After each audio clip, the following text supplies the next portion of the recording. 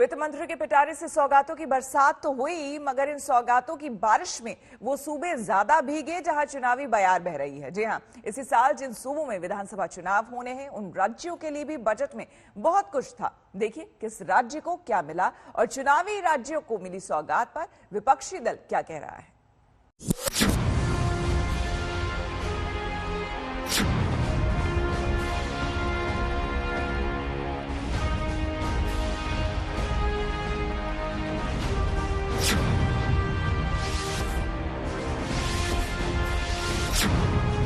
वित्त मंत्री निर्मला सीतारमण का बजट वाला टैब लॉगिन हुआ तो टैब से निकलती गई सौगातें उन राज्यों के लिए जहां इसी साल विधानसभा चुनाव होने हैं। इस बजट में दक्षिण के हमारे राज्य, पूर्वोत्तर के हमारे राज्य और उत्तर में लेह लद्दाख जैसे क्षेत्रों में विकास पर विशेष ध्यान दिया है। ये बजट भारत के कोस्टल स्टेट्स जैसे तमिलनाडु, केरल, पश्चिम बंगाल, इनको एक बिजनेस पावर हाउस बनाने की दिशा में एक बड़ा कदम उठाए।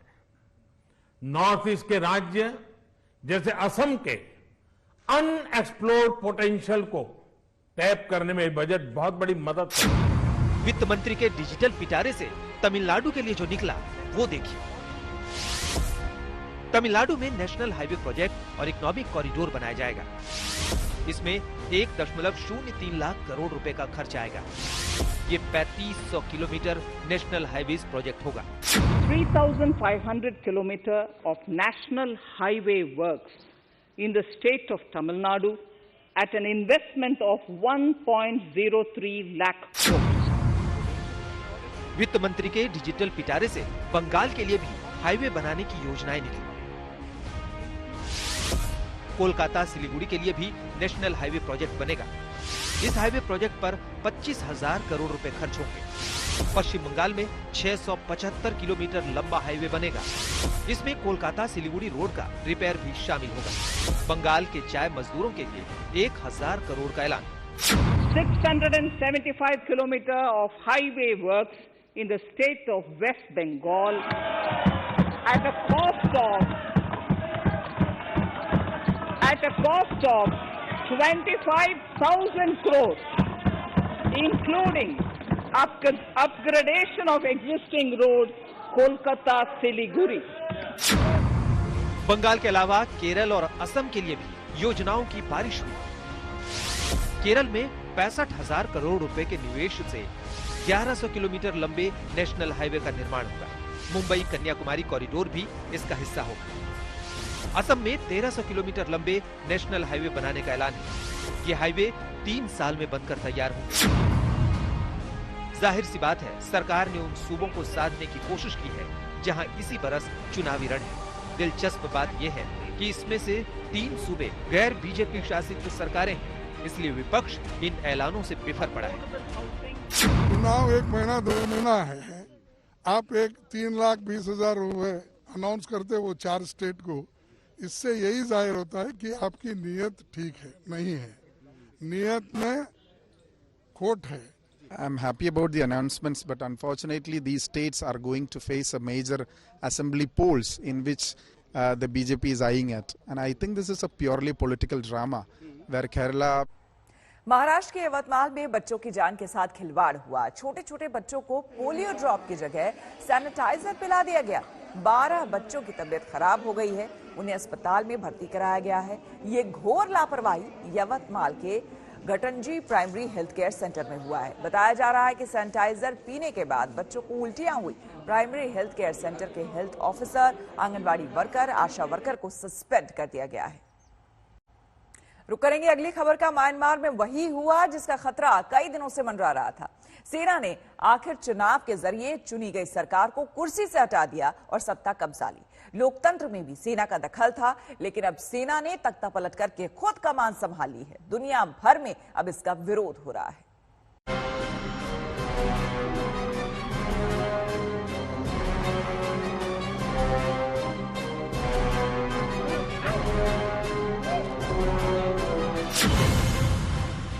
बर्मा में सेना ने किया तख्ता पलट।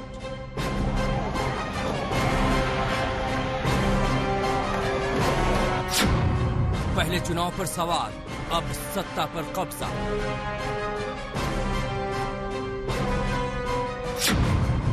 लोकतंत्र की छोटी उम्र, फिर तानाशाही की आहट।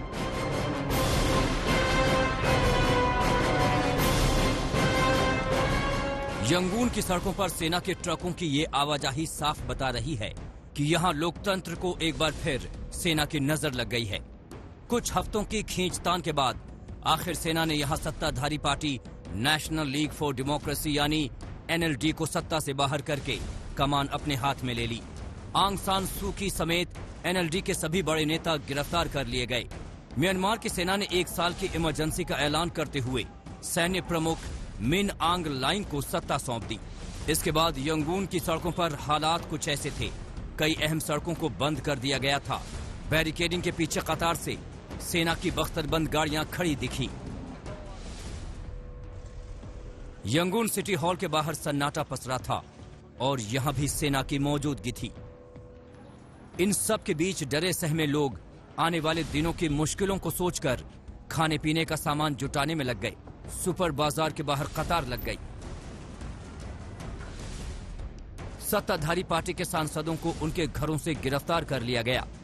सोशल मीडिया पर कुछ तस्वीरें आईं, मसलन एक ये जिसमें सांसद पापा हान को उनके घर से गिरफ्तार किया गया है। एक कार में बैठाकर उनको ले जाया गया जिसके पीछे सेना का ट्रक चल रहा था।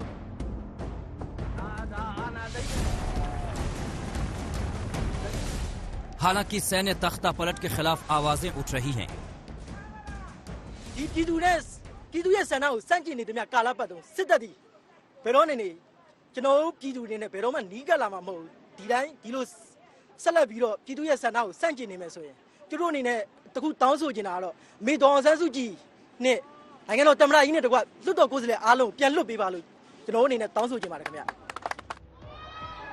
बर्मा के सैन्य तख्ता पलट को लेकर कई देशों में प्रदर्शन हुए।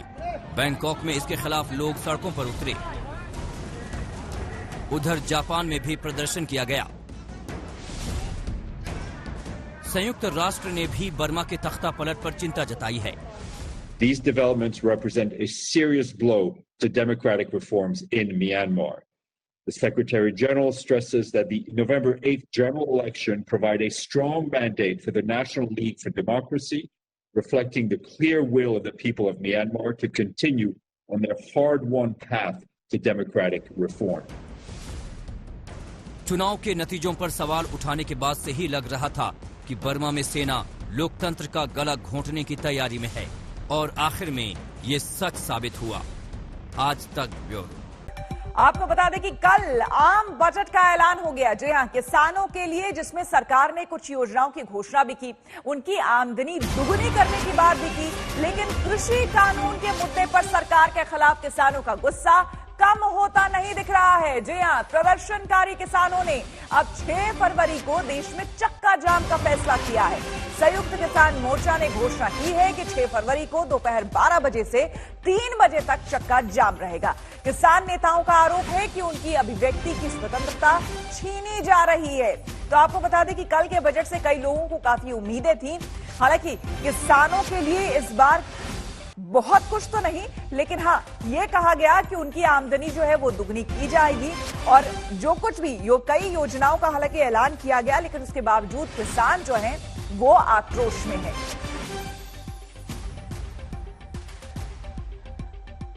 आपको बता दें कि किसान संगठनों ने ऐलान किया है कि 6 फरवरी को 3 घंटे का चक्का जाम वो करेंगे। ये चक्का जाम किसानों के प्रदर्शन के खिलाफ पुलिस की कार्रवाई के विरोध में है। किसान संगठनों ने पुलिस कार्रवाई का सामना कर रहे प्रदर्शनकारियों को कानूनी मदद देने के लिए एक हेल्पलाइन नंबर भी बाकायदा जारी किया है। इस बीच किसान संगठनों के प्रदर्शन स्थल सिंघू बॉर्डर पर पुलिस ने पहरा बढ़ा दिया है।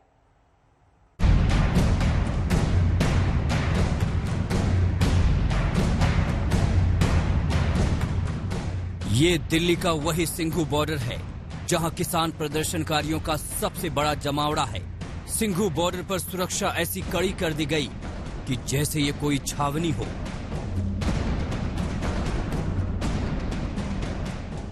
यहां दिल्ली पुलिस का बंदोबस्त ऐसा है कि हरियाणा की ओर से प्रदर्शनकारी दिल्ली की ओर न आ सके। सिंघू बॉर्डर को पुलिस की छावनी में तब्दील कर दिया गया है। जो प्रोटेस्ट साइट है वो कुछ 600-700 मीटर अंदर की तरफ है और यहाँ जो सड़क है पूरा हाईवे अच्छे से ब्लॉक कर दिया गया है। सिविलियन वाहन जो है वो लगभग 1.5 किलोमीटर पहले रोक दिए गए हैं। किसी को यहाँ तक गाड़ी लेकर आने की परमिशन नहीं है, सिर्फ पुलिस की गाड़ियां ही यहाँ तक आ सकती है। और जैसा कि आप देख रहे हैं, पुलिस पैरामिलिट्री की प्रेजेंस कई गुना बढ़ा दी गई है। यहाँ पर जो पहले सिर्फ एक सिंगल लाइन के मेटल बैरिकेडिंग हुआ करती थी, उसके आगे कंक्रीट के बैरिकेड लगा के, मेटल के गर्डर लगाकर रेजर वायर भी बांध दिया गया है ताकि कोई आगे पीछे ना जा सके। सिंघू बॉर्डर पर यह इंतजाम तब हुआ है जब किसान संगठनों ने सरकार से 2-2 हाथ के एक और एपिसोड की तारीख तय की है। किसान नेताओं ने 6 फरवरी को दोपहर 12 से 3 बजे के बीच चक्का जाम करने का फैसला किया है।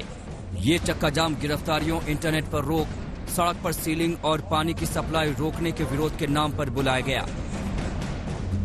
इस बीच किसान नेताओं की ओर से एक हेल्पलाइन नंबर भी जारी किया गया है और अपील की गई है कि जो लोग 26 जनवरी के प्रोटेस्ट के बाद से गायब हैं या उन पर किसी तरह की कार्रवाई हुई है, वो संपर्क करें ताकि किसान यूनियन उनके लिए कानूनी लड़ाई लड़ सके।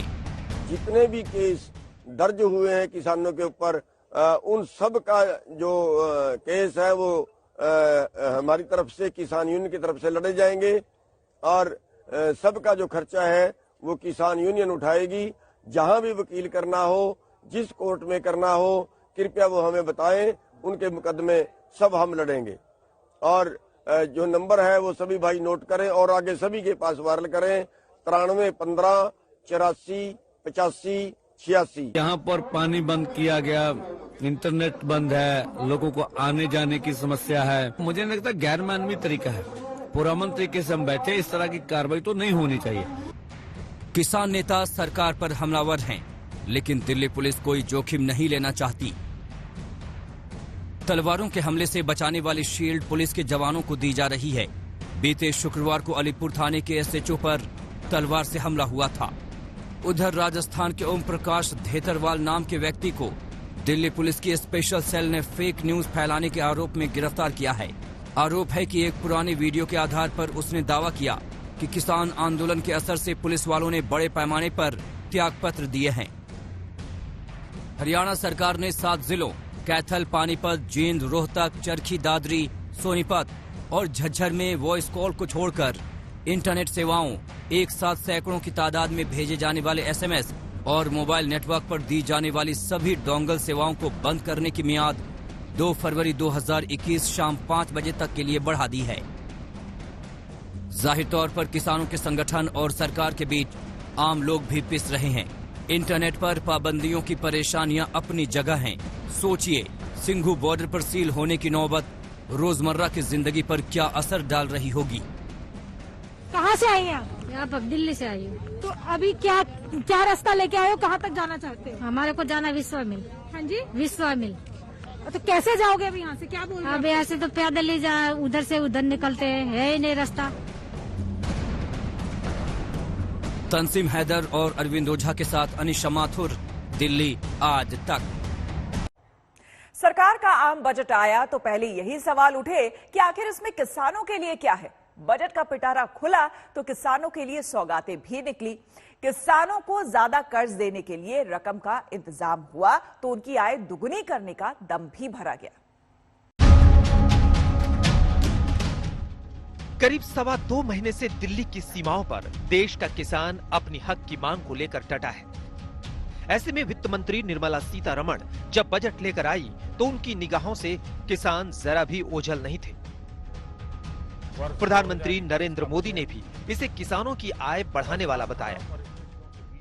देश में एग्रीकल्चर सेक्टर को मजबूती देने के लिए देश की मंडियों को यानी एपीएमसी को और मजबूत करने के लिए, सशक्त करने के लिए एग्रीकल्चर इंफ्रास्ट्रक्चर फंड से मदद का प्रावधान किया गया है। इससे पहले वित्त मंत्री निर्मला सीतारमण ने बजट भाषण के दौरान केंद्र सरकार को किसानों के लिए समर्पित बताया। ये बात सुनते ही संसद में शोरगुल बढ़ गया। Our government is committed to the welfare of farmers. The MSP regime has undergone a sea change to assure price that is at least इस शोरगुल के बीच निर्मला सीतारमण ने बजट में किसानों के लिए कई बड़े ऐलान किए। बजट में सरकार ने कृषि कर्ज की सीमा बढ़ा दी है। इस बार सरकार ने किसानों को 16.5 लाख करोड़ तक के कर्ज का लक्ष्य तय किया है। पिछले साल के लिए सरकार ने 15 लाख करोड़ रुपए का कृषि ऋण का लक्ष्य रखा। इस बार सरकार ने कृषि कर्ज 1.5 लाख करोड़ रुपए बढ़ा दिया है। सरकार ने पशुपालन, डेयरी और मछली पालन से जुड़े किसानों की आमदनी बढ़ाने पर फोकस किया है। यही नहीं, सरकार ने किसानों की आय दोगुनी करने का लक्ष्य भी तय किया है। सभी फसलों की एमएसपी लागत से 1.5 गुनी तय की गई है। Agriculture. Our government is committed to the welfare of farmers. The MSP regime has undergone a sea change to assure price that is at least 1.5 times the cost of production. वित्त मंत्री ने पिछले साल किसानों की फसल खरीद का आंकड़ा दिया, तो इस बजट में किसानों की फसलें खरीदने के लिए कितनी रकम सरकार ने तय की है, उसका भी लेखा जोखा दिया। In case of wheat, the total amount paid to farmers in 2013-14 was 33,874 crores. In 2019-20, it was 62,802 crores. वित्त मंत्री निर्मला सीतारमण ने गेहूं और धान के अलावा दलहन, तिलहन और कपास की फसलों की खरीद का आंकड़ा देते हुए साबित करने की कोशिश की कि मोदी सरकार ने यूपीए सरकार की तुलना में करीब 3 गुना ज्यादा पैसे किसानों के खाते में पहुंचाया है।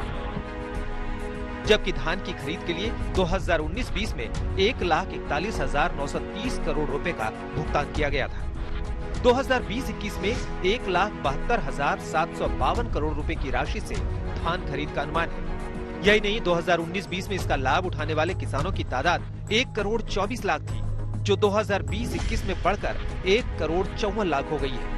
गेहूं की खरीद के लिए 2020-21 में 75,060 करोड़ रुपए का भुगतान किया गया। दाल की खरीद के लिए 10,530 करोड़ रुपए का भुगतान हुआ है। सरकार ने कपास की खरीद पर 25,974 करोड़ रुपए खर्च किए। In the case of pulses, the amount paid in 2013-14 was 236 crores. In 2019-20, this was increased to 8,285 crores. Now in 2021, it is at 10,530 crores. More than 40 times increase from 2013-14. वित्त मंत्री का ये पूरा लेखा जोखा उन किसानों को ध्यान में रखकर तैयार किया गया था जो इन दिनों आंदोलन पर हैं। उन्हें बजट के जरिए भरोसा दिलाने की कोशिश की जा रही है कि सरकार किसानों की आमदनी बढ़ाने और एमएसपी पर अडिग है। इसके अलावा भी बजट में किसानों के लिए कुछ खास सौगातें दी गई हैं। 1,000 और मंडियों को इलेक्ट्रॉनिक राष्ट्रीय बाजार और कृषि बुनियादी ढांचे के साथ इंटीग्रेट किया जाएगा। एग्रीकल्चर इंफ्रा फंड का खर्च बढ़ाकर 40,000 करोड़ रुपए किया जाएगा। माइक्रो इरिगेशन फंड को दोगुना करके 10,000 करोड़ रुपए किया जाएगा। किसानों के लिए एक स्वामित्व स्कीम तेजी से लागू की जा रही है। वित्त मंत्री ने 2020-21 के बजट में किसानों को कई सौगातें दी हैं। सवाल ये है कि क्या किसान इन सौगातों से खुश हैं? क्या इस बजट से आंदोलन पर बैठे किसानों का भरोसा सरकार में बढ़ेगा?